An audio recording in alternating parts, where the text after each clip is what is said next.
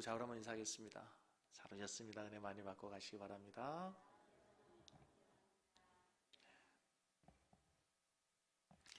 오늘 본문 말씀을 중심으로 건강한 교회, 행복한 신앙이라는 제목으로 하나님 말씀 전하도록 하겠습니다. 지금 우리가 데살로니가전서 5장을 강의하는 중에 1장에서부터 쭉 편지를 써온 바울 사도께서 이제 편지를 마감해야 될 마지막 단계에 이르렀습니다. 마무리하기 전에 성도들에게 지난주 말씀과 연결해서 생각해 보면 주님이 다시 오실 때, 우리가 주님이 도적같이 우리에게 오시기 전에 우리가 이 땅에서 어둠에 속하지 말고 영적 잠에서 깨어나 빛의 아들로, 낮의 아들로 살아야 된다. 빛의 아들로, 낮의 아들로 살기 위해서 우리에게 필요한 게 뭐냐면 교회 생활. 교회 생활이 우리에게 필요해요. 그래서 이제 교회 생활을 우리에게 교훈하면서 어떻게 우리가 신앙생활, 교회 생활을 해야 되는가? 오늘 본문에도 두 가지로 우리에게 말씀하시는데, 첫째로는 교회 지도자들과의 관계를 잘 맺어라. 12절에서 13절 말씀이에요. 두 번째는 교회와 성도의 관계, 성도들과의 관계를 잘 맺어야 된다. 오늘은 우리가 교회와 지도자들 관계, 교회에서의 지도자들과의 관계에 대해서만 살피고 다음 주에 우리가 성도들과의 관계를 살필 텐데요. 여러분, 건강한 교회는 저절로 쉽게 만들어지지 않습니다. 우리 성도들이 그렇게 기도하는, 소원하는 좋은 교회는 저절로 만들어지지 않습니다.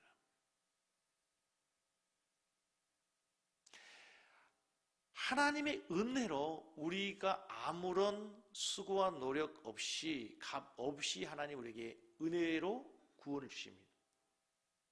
구원은 값 없이 받아요. 그러나 좋은 교회는 저절로 주어지는 게 아니에요. 주님의 재림을 목마르게 사모하고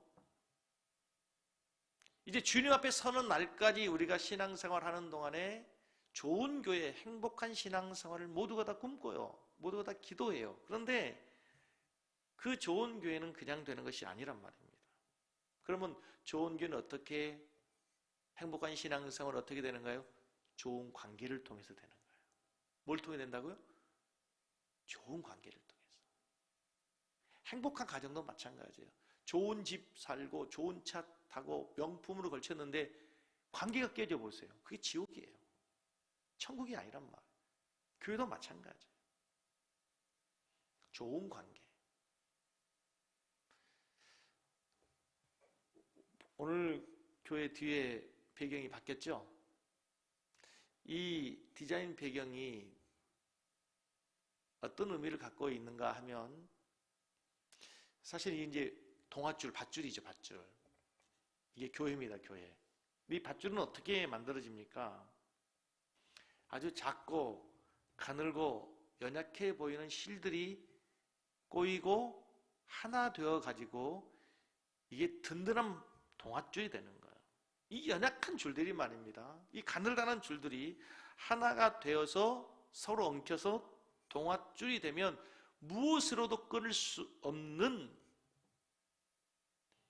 대단한 힘을 갖고 있는 밧줄이 되는 거예요. 이 밧줄이 될 수 있는 비결이 뭐예요? 하나가 되는 거예요. 이 줄들이 모여서 연합해서 하나가 될 때 동아줄이 되는 거예요. 그래서 여러분, 늘 제가 강조하지만 건강한 교회는 하나 되는 교회예요. 고린도전서 1장 10절 같이 읽겠습니다. 형제들아, 내가 우리 주 예수 그리스도의 이름으로 너희를 권하노니 모두가 뭘 하고? 같은 말 하고 너희 가운데 분쟁이 없이 같은 마음과 같은 뜻으로 온전히 뭐해라? 합해져라. 하나가 되라. 그래요. 건강한 교회가 되기 위해서, 아름다운 교회가 되기 위해서는 하나가 되는 거예요. 하나가 된단 말은 관계가 좋아지는 거예요. 관계를 잘 맺는 거예요. 우리 교회가 정말 하나 되는 교회 되기를 원합니다. 좋은 관계가 이루어지는 교회가 되기를 원합니다. 교육자와의 관계, 성도와의 관계가 좋아져야 됩니다. 그래서 오늘 지도자들과의 관계에서 오늘 어떻게 관계를 맺으라고 합니까? 오늘 12절 말씀에 보면은 형제들아 우리가 너에게 구하노니 같이 읽습니다. 너희 가운데서 수고하고 주 안에서 너희를 다스리며 권하는 자들 너희가 알고 그들의 역사로 말미암아 사랑 안에서 가장 뭐하게 여기며 귀히 여기며 너희끼리 화목해라. 지도자들을 어떻게 하라고요? 귀히 여기라. 그냥 귀히 여기가 아니고 어떻게 가장 귀하게 여기라. 무엇 안에서? 사랑 안에서. 사랑 안에서 가장 귀하게 여기라. 성도들에게 오늘 지도자들을 대하는 권면의 핵심은 중직자들과 교회 지도자들과 좋은 관계를 맺되 사랑 안에서 가장 귀하게 여기라는 거예요. 여기 다스리는 자들을 우리는 단순히 목회자, 목사로만 국한시킬 필요는 없어요. 모든 교회 리더들, 중직들을 의미해요. 목사, 장로, 그리고 권사, 안수집사 또는 셀리더 모든 중직들을 사랑 안에서 어떻게 여기라고요? 아니 가장 귀하게 여기라.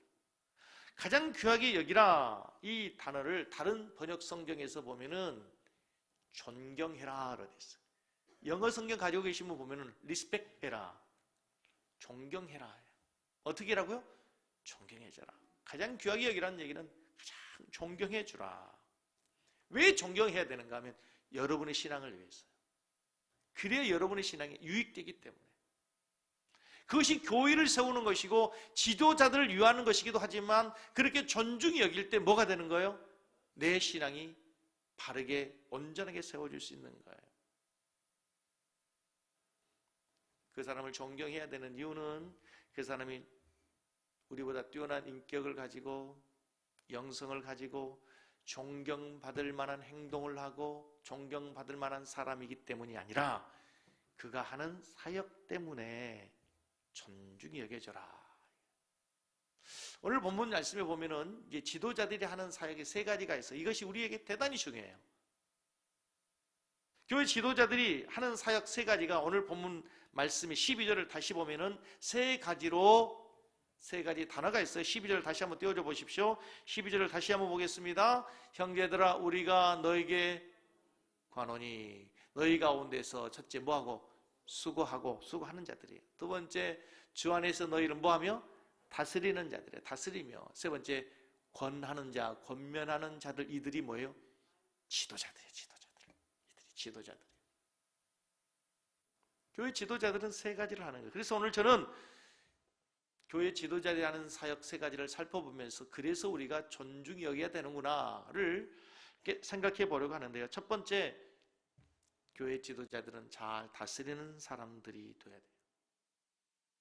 교회 지도자들의 첫 번째 사역은 잘 다스리는 사역이에요. 여러분, 교회가 잘 되기 위해서, 건강한 교회가 되기 위해서, 여러분의 신앙이 행복한 신앙 되기 위해서는요, 지도자들이, 리더들이 교회를 잘 다스려야 될 줄로 믿습니다. 아멘? 다스린다는 말을 다른 말로 풀어 설명하면 질서가 바르게 세워진다는 거예요. 건강한 교회가 되기 위해서, 좋은 교회가 되기 위해서 교회는 질서가 바르게 세워져야 돼요. 좋은 가정, 질서가 있습니다. 그렇죠? 좋은 직장에 가도요, 질서가 분명해요. 교회는 하나님이 세우신 질서가 있습니다. 하나님은 교회를 세우시고 직분자들을 세워주셨어요. 여러분 잘 들으시십시오. 성도들은 모두가 다 평등합니다. 목사나 장로나 권사나 성도들이나 평등해요. 이 평등 사상은 성경의 가장 기본적인 사상입니다. 누구나 다 하나님 앞에 우리가 다 만인 제사장들이고 모두가 다 우리는 하나님의 존귀한 자들로 평등해요. 계급이 없어요. 캐톨릭과 달라요. 그러나 사역에 있어서는 구분이 되고 사역에 있어서는 차이가 있어요. 뭐에 있어서는 차이가 있다고요? 사역에서. 하나님께서는 교회를 이끌어 가시기 위해서 그 교회를 위해서 은사에 따라 달란트에 따라 직분을 주셔요. 직분을 주셔요. 직책을 주셔요. 그래서 교회를 세워가도록, 교회를 이끌어 가도록 하나님께서는 교회를 인도해 가셔요. 다시 말씀드리면 모든 성도는 다 주 앞에서 평등하지만 사역에 있어서는 구분을 하신다는 거예요. 교회를 세워나가기 위해서 직분자를 세웠어요. 목사로, 장로로, 교사로, 교회의 셀 리더로. 그래서 이 직분대로 정확한 질서가 세워질 때에 교회는 하나가 될 수 있는 거예요. 그렇죠? 그때 교회는 목적을 향해서 바르게 갈 수 있게 되는 거예요. 그때 성도들의 신앙생활이 행복한 신앙이 될 줄로 믿습니다. 석기시대 원주민에게 쇠 도끼를 줄 경우에 어떤 일이 발생하는가? 인류학자 로리스톤 샤프라고 하는 사람의 질문입니다. 돌을 가지고 도끼를 만들고 돌을 가지고 칼을 만들어 사용하는 이 석기시대 사람들에게 쇠도끼, 좋은 신식 무기 쇠도끼를 주면 어떤 일이 일어날까요? 호주의 케이프 요크 반도에 원시 부족 일리온요트라고 하는 부족이 살고 있었습니다. 이 사람들은 문명을 거부하고 문명의 혜택을 받지 못하고 1930년대까지 돌도끼를 사용했습니다. 그 돌도끼를 가지고 사냥을 하고 돌을 가지고 농기구를 만들어서 농사를 지으며 살았어요. 그런데 그들에게 도와준답시고 쇠도끼를 선물해 줬습니다. 그런데 놀랍게도 그 마을이 망했답니다. 그 부족이 망했어요. 학자들이 연구해 봤습니다. 도대체 무슨 일인가? 이유가 뭔가? 일리온요트 부족에게는 돌도끼가 대단히 중요한 생활수단이에요. 말씀드렸던 것처럼 농사를 짓고 사냥을 하고 모든 것이 돌로 이루어진 도구를 사용해요. 다시 말하면 생활하는데, 생명을 유지하는데 필수품입니다. 그래서 그 돌도끼가 주는 질서가 있었어요. 돌은 저 높은 산 꼭대기 높은 곳에 있습니다. 무거워요. 여자들이 들 수 없어요. 갈 수 없어요. 그래서 힘센 젊고 건강한 남자들이 돌을 구하러 떠납니다. 힘든 고난을 듣고 돌을 가져오면 마을 사람들, 마을 여자들이 박수치면서 환호합니다.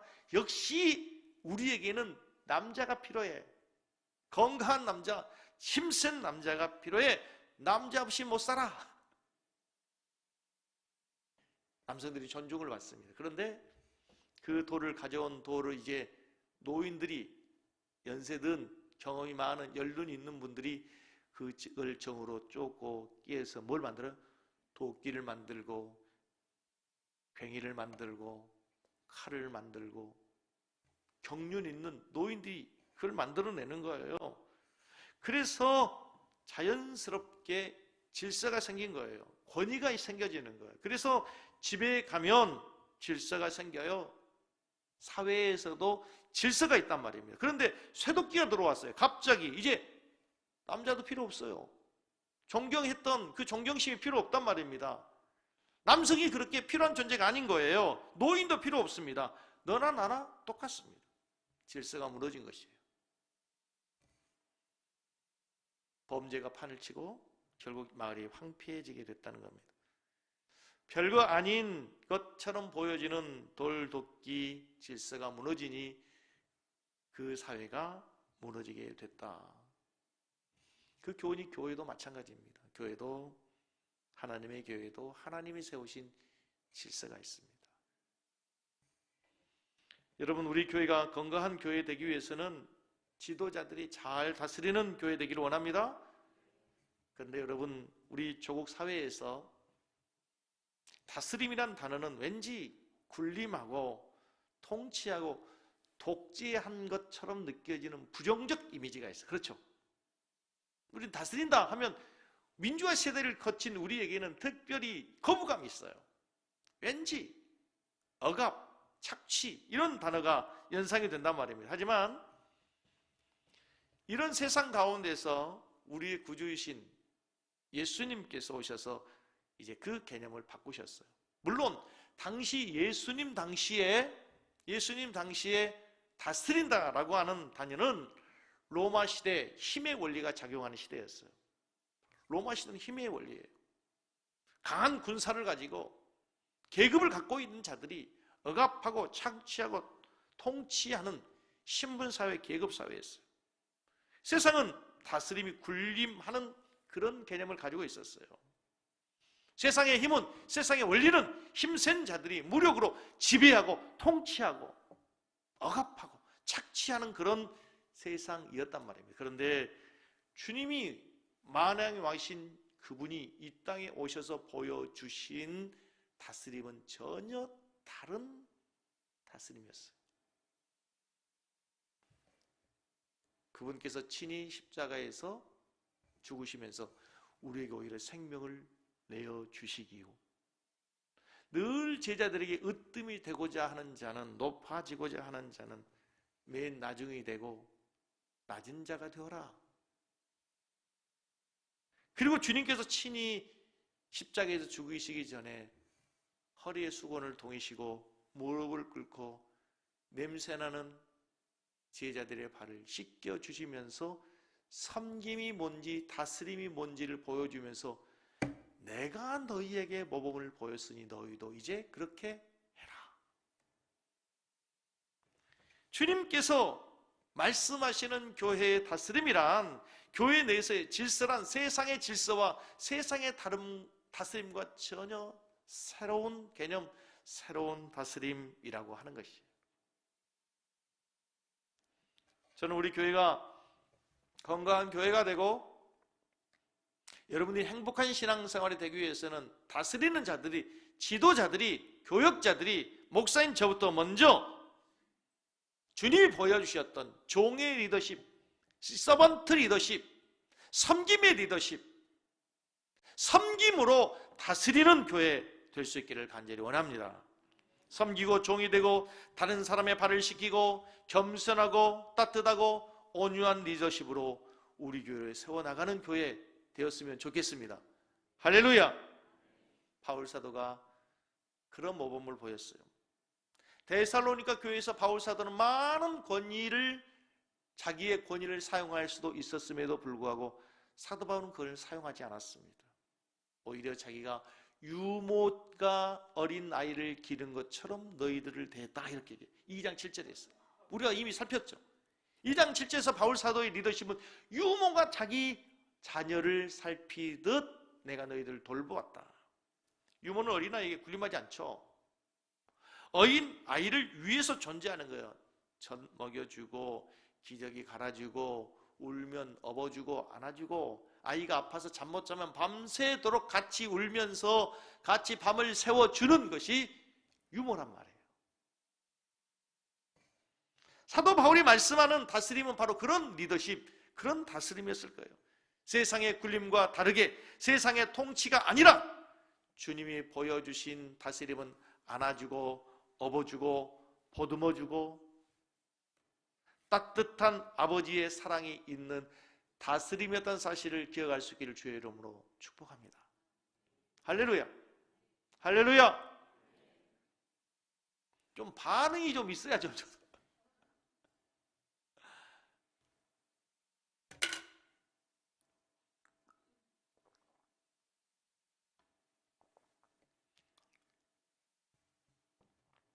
교회를 세워가기 위해서 지금 우리가 주일날 이런 시간에 셀 리더 교육을 합니다. 여러분, 하나님께서 우리 교회를 올해는 더욱더 건강한 교회로 세워가고 좀 더 부흥하는 교회로 축복해 주실 줄로 믿습니다. 그러기 위해서는 셀 리더가 정말 중요합니다. 셀 리더가 살아야 셀이 살고 교회가 살 수 있습니다.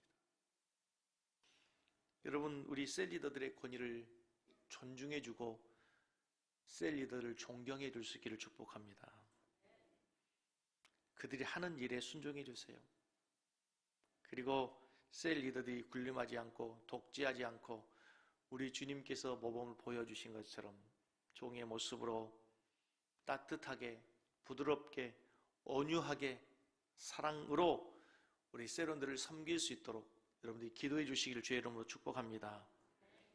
지도자들의 행위가 실수하더라도, 중직들이 실수하더라도 그들도 연약한 인간들이기 때문에 함부로 대하지 마시고 마음으로부터 내치지 마세요.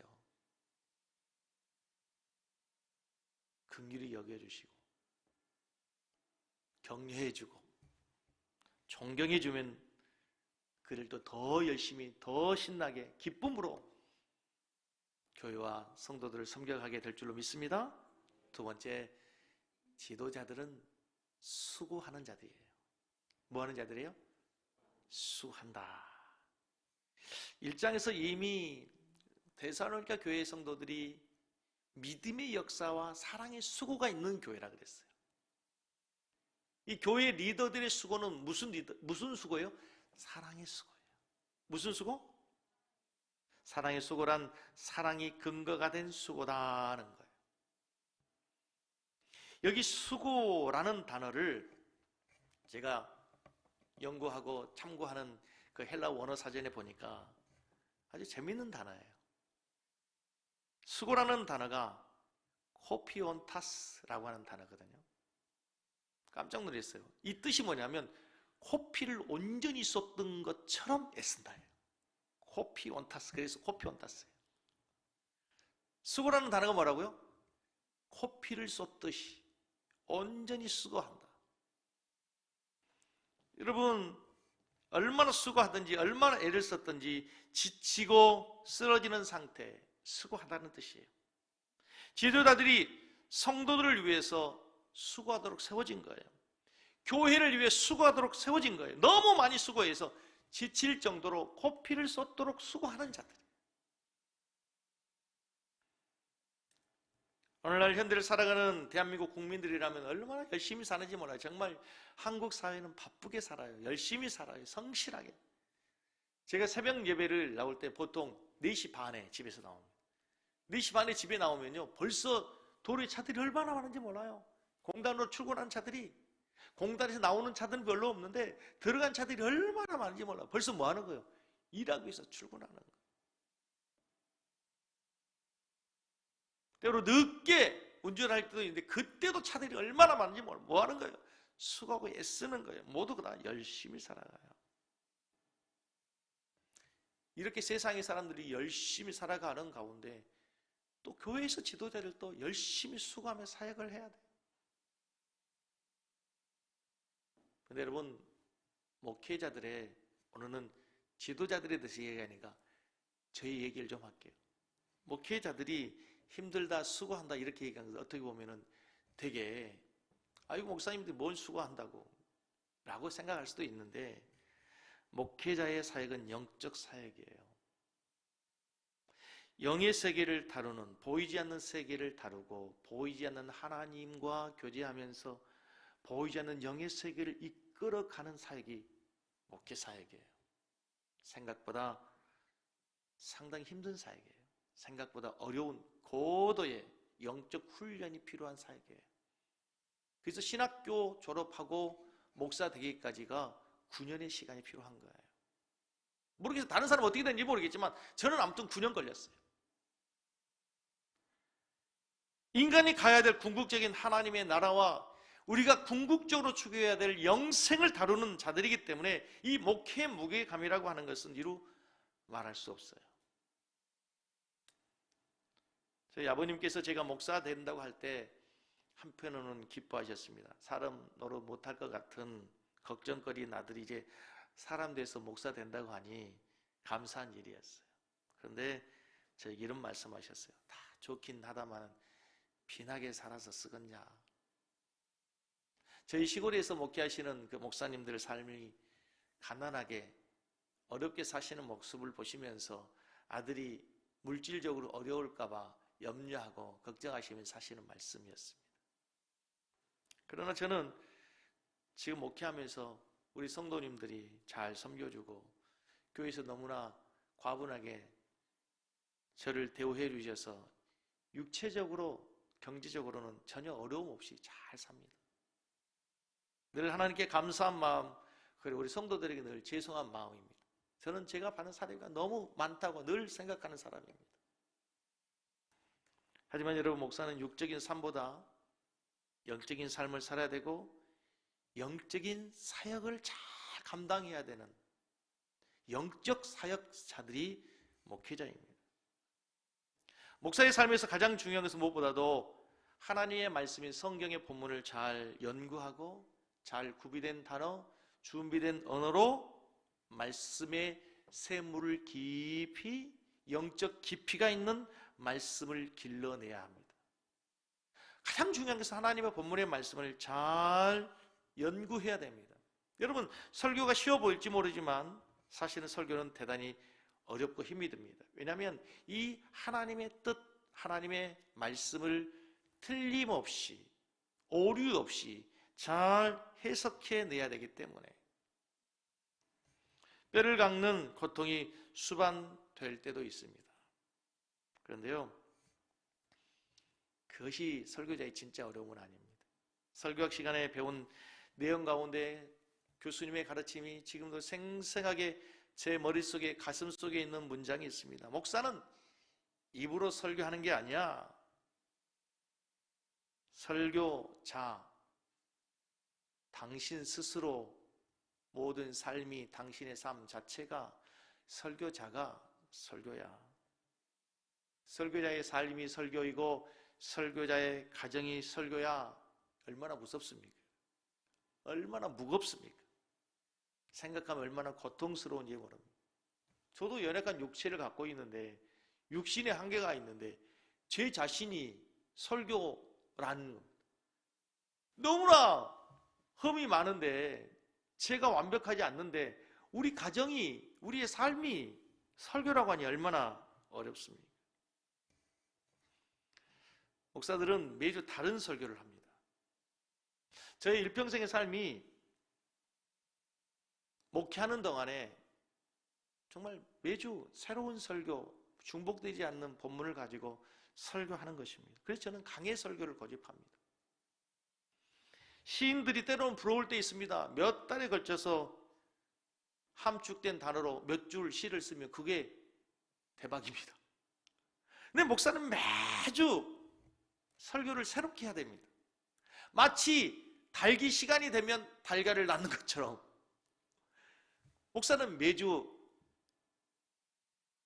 한 편의 설교가 아니고 최소한 저도 10편의 설교를 합니다. 놀리도 않잖아요. 놀리지도 않잖아요. 10편의 설교를 한다는 놀리지도 않잖아. 새벽마다 설교하죠. 수요일에 설교하죠. 지금 금요일에 갑자기 금요일에 설교하죠. 주일 낮 예배하죠. 오후 예배하죠. 10편의 설교를 뽑아내는 거예요. 설교를 만들어내는 기대. 외국의 목사들이 한국의 목사를 슈퍼맨이라고 얘기한답니다.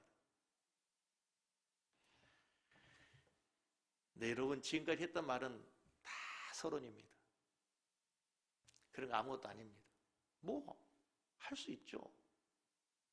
배고프면 참을 수 있고, 뭐 어려워도 힘들어도 잠 좀 덜 자면서 설교 준비할 수 있어요. 그런데 더 어려운 게 있어요. 뭔지 아세요? 설교는 성경의 내용을, 지식을 전달하는 것이 아닙니다. 신학교하고 다릅니다. 신학교에서는 그냥 내용을, 지식을 전달하면 끝입니다. 그러나 설교는 성경 말씀을 통해서 우리 성도들에게 하나님이 주시는 말씀이, 하나님의 음성이 들려야 됩니다. 그러기 위해서 목사가 먼저 이 본문에서 우리 성도들에게 하나님 하시는 말씀이 들려야 되는데 그 말씀이 안 들릴 때가 있어요. 이게 제일 어렵습니다. 하나님께 기도합니다. 하나님, 저에게 말씀을 주십시오. 여러분, 지금까지 설교한 설교의 경험으로, 배운 신학교 지식으로, 학문적으로 이 본문이 무엇을 의미하는지 가지고 있는 많은 책들을, 참고 서적을 통해서 이 본문의 의미가 무엇인지 얼마나 찾아낼 수 있어요. 얼마든지. 그런데 문제는 이 본문을 통해서 이 시대를 살아가는 그리스도인들에게, 섬기는 교회 성도들에게, 내 양들에게 주시는 하나님의 음성이 들려야 되는데 그게 들리지 않는 거예요. 하나님 말씀을 주십시오. 제가 무슨 말을 해야 됩니까? 이 본문을 통해서 우리 성도들에게 하시는 하나님의 말씀이 뭡니까? 그게 안 들릴 때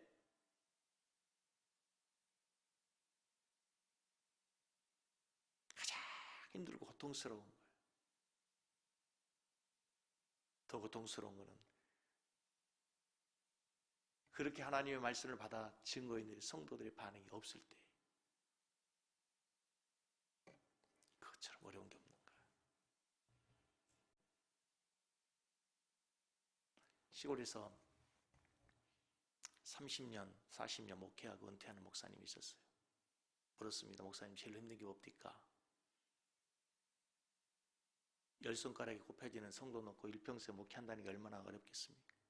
신학교 갈 때는 꿈도 있었을 텐데 꿈을 접어놓고 그 초야에 묻혀서 일평생 목회하는 목사의 어려움이 얼마나 많았겠습니까?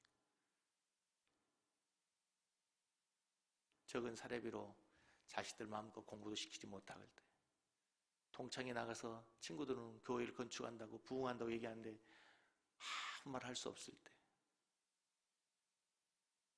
여러 가지 많은 어려움들이 있었음에도 불구하고 그 목사님 입에서 나오는 가장 어려운 이야기는 배고픔도 아니었습니다. 자존심 상한 것도 아니었어요.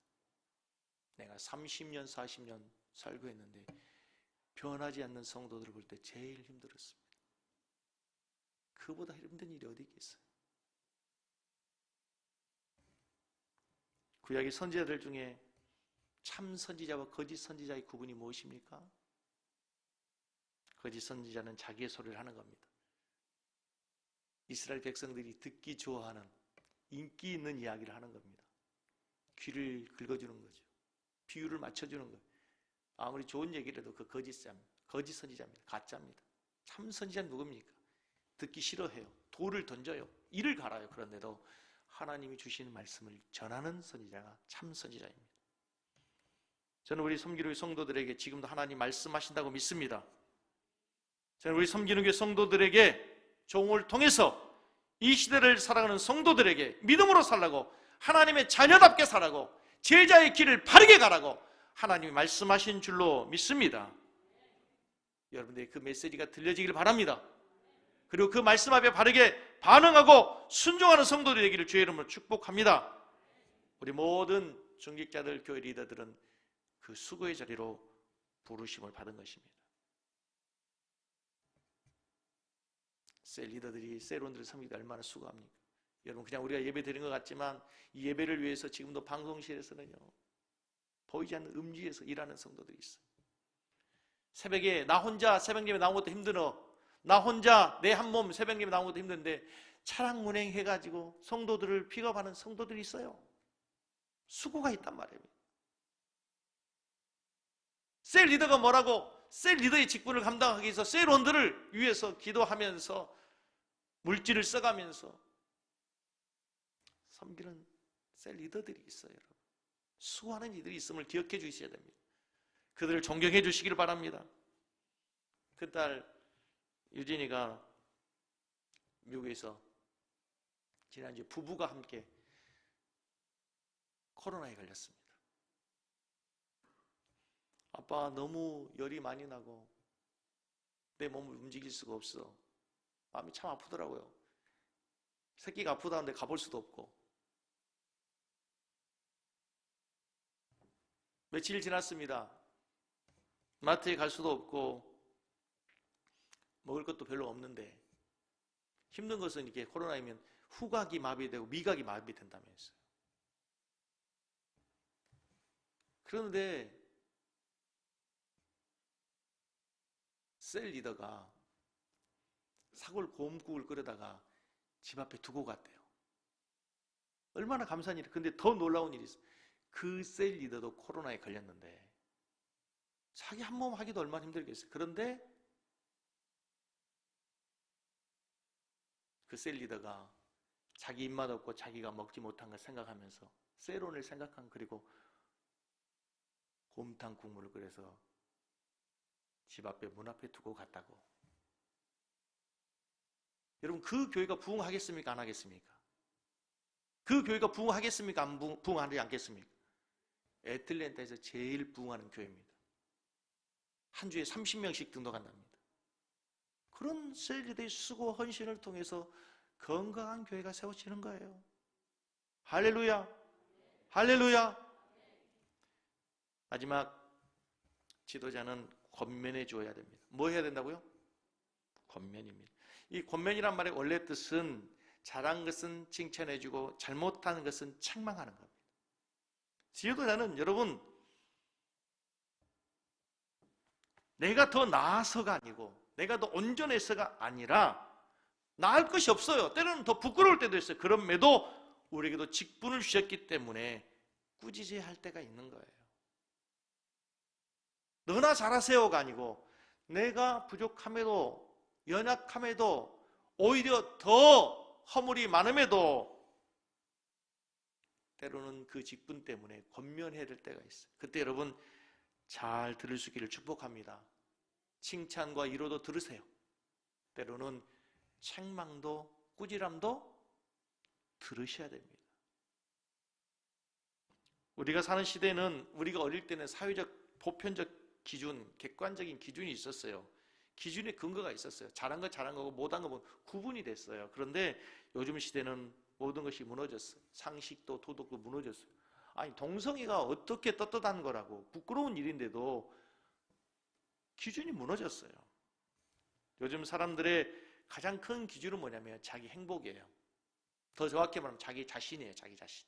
나에게 이익이 되면 그게 진리고, 나에게 이익이 되면 그것이 기준이고, 나에게 이익이 되면 그게 선인 거예요. 그러나 여러분, 교회 지도자들은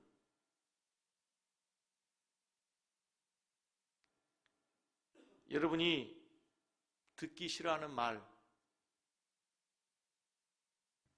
때로는 여러분들이 거부하는 말일지라도 하나님의 말씀이기 때문에 그 말씀을 전해야 될 때도 있어요. 자, 데살로니가 교회를 보십시다. 데살로니가 교회는 겨우 1년 됐습니다. 다시 말하면 그 교회 성도 제일 먼저 나온 사람과 처음 온 사람 연수가 1년밖에 되지 않았어요. 그런데 교회 갔더니 그 사람이 리더예요. 1년밖에 안 됐는데 나는 쉽게 얘기하면 셀 원이에요. 셀 리더가 됐어요.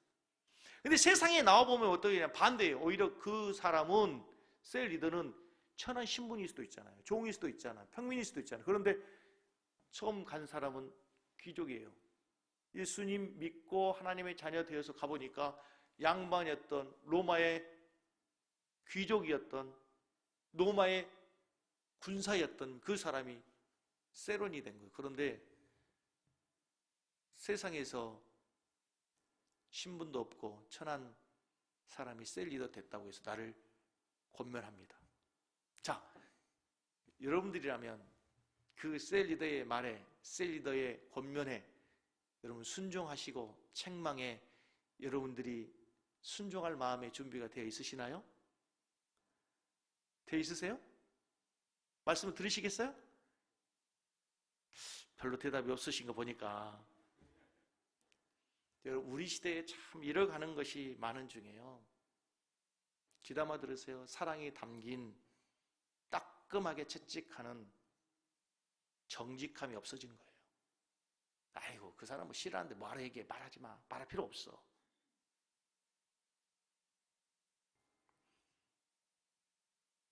우리 성도들이, 리더들이 책망할 때 그 말씀을 정말 진심으로 사랑의 마음으로 듣고 돌이키는 여러분 되기를 바랍니다. 조만식 장로 잘 아시죠? 민족의 지도자, 애국운동하신 분입니다. 오산학교의 교장 선생님이었습니다. 그 학교의 학생이 주기철 학생이었습니다. 교회 갔습니다. 주기철 목사님이 산정교회 담임 목사입니다. 조만식 장로님이 그 교회 장로였습니다. 조만식 교장이 그 교회 가서 장로가 됐어요. 근데 어느 날 조만식 장로가 예배 참석하기 위해서 교회에 가려고 하는데 애국운동하는 어떤 분이 와서 얘기하다가 그만 주일 예배에 늦고 말았습니다. 목사님 한참 성령 충만해서 불타는 설교를 하고 있는데 주기철 목사님 눈에 조용히 고개 숙이고 쫙 뒤에 앉아있던 누구처럼 쫙 와서 뒤로 가려고 하는데 장로님 오늘은 서서 예배 드리십시오. 장로가 예배 시간에 늦어도 되겠습니까? 순간에 모든 성도들이 얼마나 긴장했겠어요. 아니 학교에 가서는 학생이고 교장 선생님이었고 민족의 지도자인데 나이도 훨씬 많은 연세 많으신 장로님한테 서서 예배 드리라고 할 때 성도들이 얼마나 조마조마했겠습니까? 그런데 장로님 말없이 묵묵하게 서서 예배를 드렸습니다. 설교를 마치는 주기철 목사님이 장로님에게 기도 인도를 부탁했습니다. 이때 장로님이 하신 유명한 기도가 있습니다. 주여 이 죄를 용서해 주십시오. 애국운동을 한다고 주님과 약속한 시간이 늦었습니다. 목사님 마음이 얼마나 아프시면 설교하시다가 이토록 책망하시겠습니까? 목사님의 마음 아프게 한 죄를 용서해 주십시오. 여러분 눈물을 흘리며 간절히 기도하는 조마식 장로 주기철 목사님 본 성도들이 함께 하나 되어서 눈물을 흘렸다는 그렇게 해서 세워진 교회가 그 유명한 무슨 교회? 산정인 교회가 된 거예요. 자, 우리 교회가 그런 교회 되기를 원합니다. 할렐루야, 할렐루야, 할렐루야. 우리 교회가 건강한 교회, 여러분들이 행복하게 신앙생활하는 교회를 위해서 우리 모두 함께 달려가기를 간절히 원합니다.